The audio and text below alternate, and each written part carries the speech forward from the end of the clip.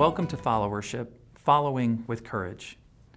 Last week, we discussed the story of David's relationship with Uriah and how the leader-follower relationship can be compromised in very harmful ways.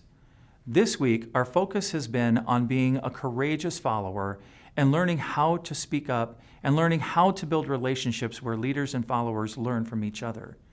Let's take a look at another scripture portion found in Matthew chapter 25, verses 14 through 29.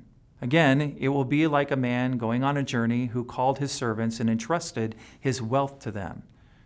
To one, he gave 5 bags of gold, to another 2 bags, and to another 1 bag, each according to his ability.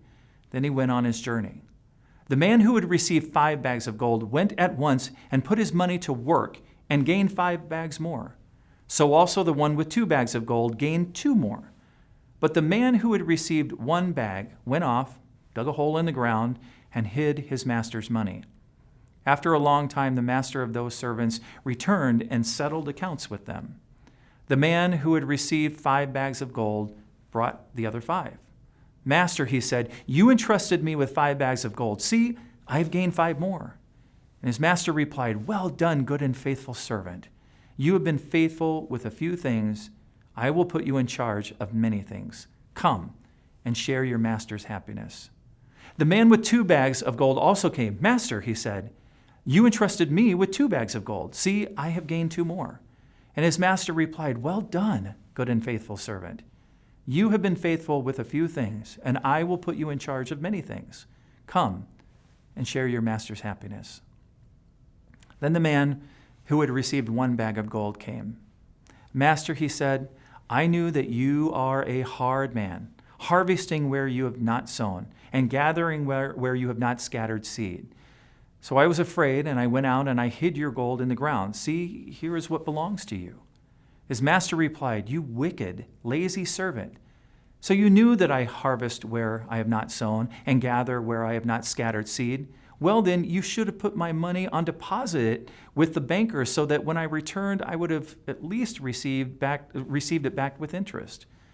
So take the bag of gold from him and give it to the one who has 10 bags. For whoever has will be given more, and they will have an abundance. Whoever does not have, even what they have will be taken from them. You see, there's a lot that we can learn from this leader-follower relationship, but the point I want to draw out is that of mutual understanding. The first 2 followers did what was asked because they knew what was expected, and we can infer that previous work by the followers had been recognized since the master gave them more.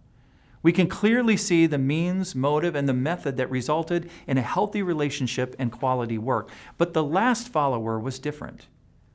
In this story, we can see that the means that this servant encountered was no different, but the motive and even the method of his work caused his downfall. There were presumably no higher expectations than was placed on the first 2 servants, but when the elements of the leader-follower relationship become disjointed, clearly we can see the results. Take time to reflect on your leader-follower relationships and how those relationships build possibilities for courageous conversations.